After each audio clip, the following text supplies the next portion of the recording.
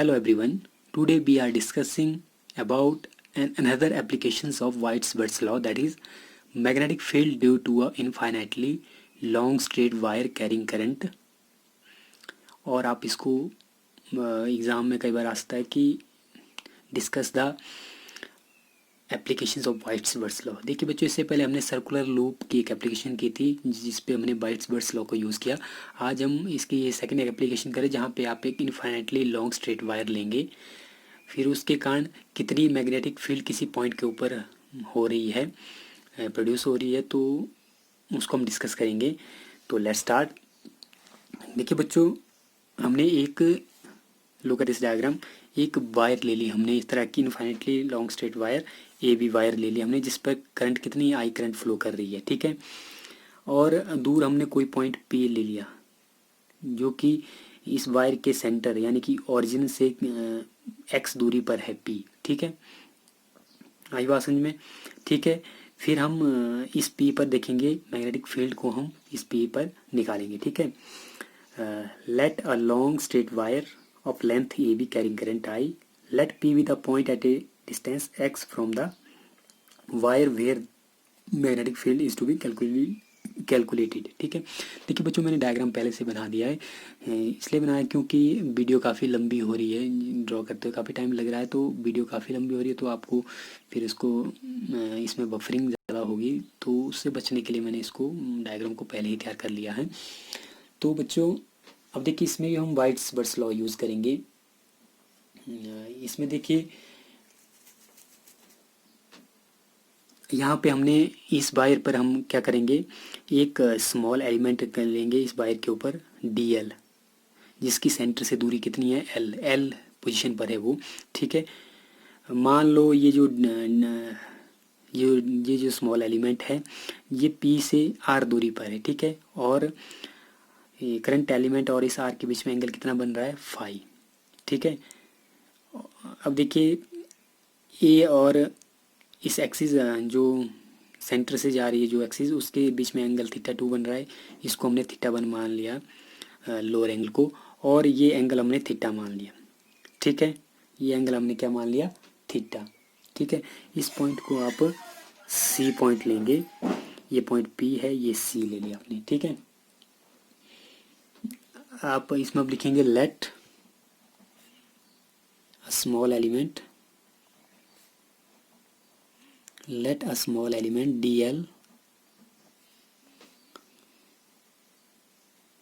DL from DL at a distance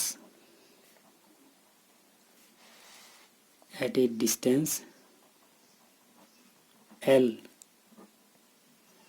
from O से, ये जो स्मॉल एलिमेंट आपने लिया ये क्या किस दूरी पर है, L दूरी पर है, ठीक है। अब लिखो अकॉर्डिंग टू वाइट्स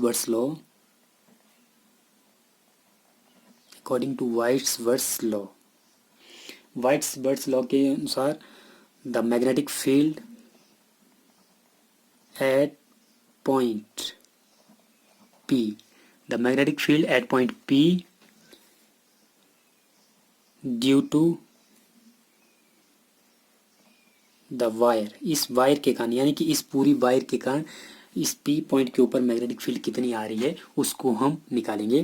तो देखिए बच्चों, वाइट्स लॉ के अनुसार आपको पता है वाइट्स लॉ क्या कहता है, dV equals to mu not upon 4 pi, mu nought आपको पता है ये परमिएबिलिटी है, IDL sine phi upon R², ठीक है। इसको इक्वेशन नंबर 1 मान लेते हैं। देखिए बच्चों, ये हमें ऑलरेडी पता है कि वाइट्स लॉ से म्यू नॉट, ये dV किसके बराबर होता है, mu not upon 4 pi IDL sine phi upon R²। Now right angle triangle POC।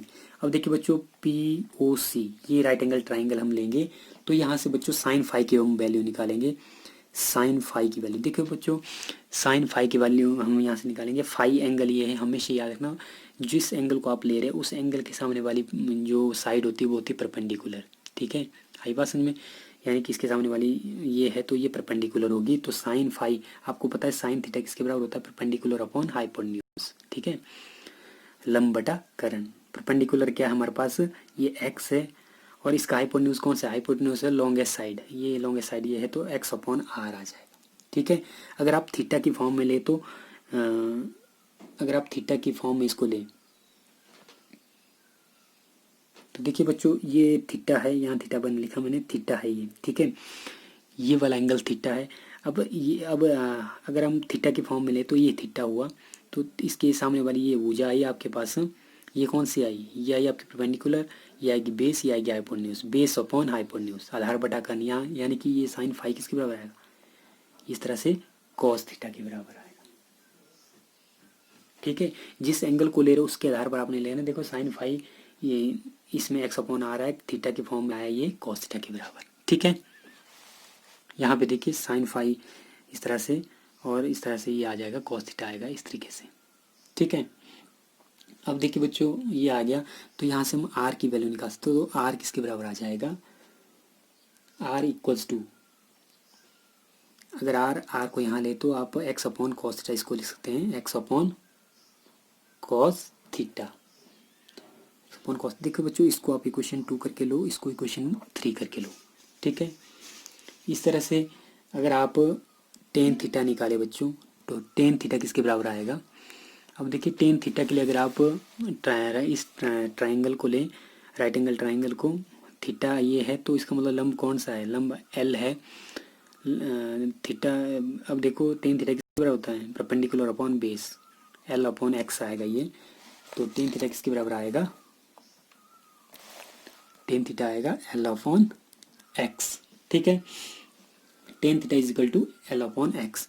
अब देखिए बच्चों ये किसके बराबर आएगा, एल की वैल्यू अगर हम यहाँ से निकाले तो एल किसके बराबर आ जाएगा, एल इक्वल्स टू एक्स इसके साथ मल्टीप्लाई हो जाएगा, यानी कि एक्स टेन थीटा। ठीक है, तो यहाँ से बच्चों डी एल अब हम निकाल सकते हैं, तो डी एल किसके बराबर आ जाएगा, अगर हम इसको डिफ्रेंशिएट करते हैं, अगर इसकी डिफ्रेंशिएशन करते हैं, एल का डी एल हो गया, तो डी एल इक्वल्स टू हमारे पास जो x है ये कांस्टेंट है, तो x को हमने एज इट इज़ लिख दिया।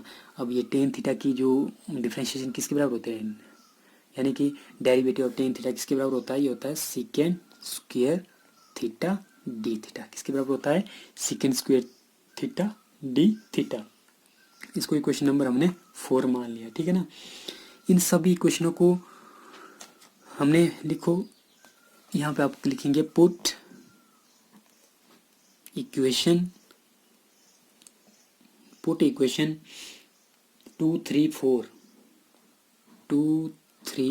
4 इन 1। 2 3 4 को हमने कहाँ पुट करना है, 1 में हमने इन सबको इक्वेशन को पुट करना है। तो हमारे पास बच्चों इक्वेशन हमारे पास जो क्या बनेगी, आपके पास से इक्वेशन क्या आएगी, तो डी बी किसके बराबर आ जाएगा बच्चों, D B will be equals to mu not upon 4 pi I. D L की वैल्यू देखो बच्चों, हमारे पास जो डी एल की वैल्यू हमने इक्वेशन जो आपकी इक्वेशन 4 है वहाँ से निकाली थी हमने, ये आई थी आपके पास x secant square theta d theta. ठीक है, ये आई आपके, और डी एल की ये वैल्यू आई, और साथ में क्या है साइन फाई। अब साइन फाई की वैल्यू हमारे पास अगर थीटा के रूप में हमने लेनी है तो साइन फाई किसके बराबर था, कॉस थीटा के बराबर। तो यहाँ आप लिख सकते हैं cos theta divided by R square, divide by R square. तो आर स्क्वायर की वैल्यू यानी कि आर किसके बराबर है, X upon cos theta equation 3 से। तो यह आएगा एक्स का square upon cos square theta. इस तरह करके आपकी ये वैल्यूज आ जाएगी। तो अब देखिए बच्चों डी बी किसके बराबर आ जाएगा, D B will be equals to mu not upon 4 pi I X secant. Secant को देखो बच्चों कैसे लिख सकते थे, सीकेंड को आप लिख सकते हैं 1/, सीकेंड स्क्वायर को 1/, कॉस स्क्वायर थीटा। ठीक है, यहाँ ऊपर क्या है कॉस थीटा, साथ में ये कॉस थीटा आ गया साथ में। ठीक है, डी थीटा। ठीक है, अब देखिए यहाँ बटे में है एक्स के साथ में ये कॉस स्क्वायर थीटा चला जाएगा ऊपर, क्योंकि डिनोमिनेटर चल जाता न्यूमरेटर में, ठीक है। इस कॉस स्क्वायर थीटा से कॉस स्क्वायर थीटा गया, एक एक्स से एक एक्स कट जाएगा, तो आपके पास डी बी किसके बराबर आ जाएगा, D B will be equals to mu not upon 4 pi. अब देखिए कितना हो जाएगा बच्चों, I cos theta d theta upon x, I cos theta d theta upon x. अब देखिए बच्चों नाउ द, ये निकली है हमारे पास इस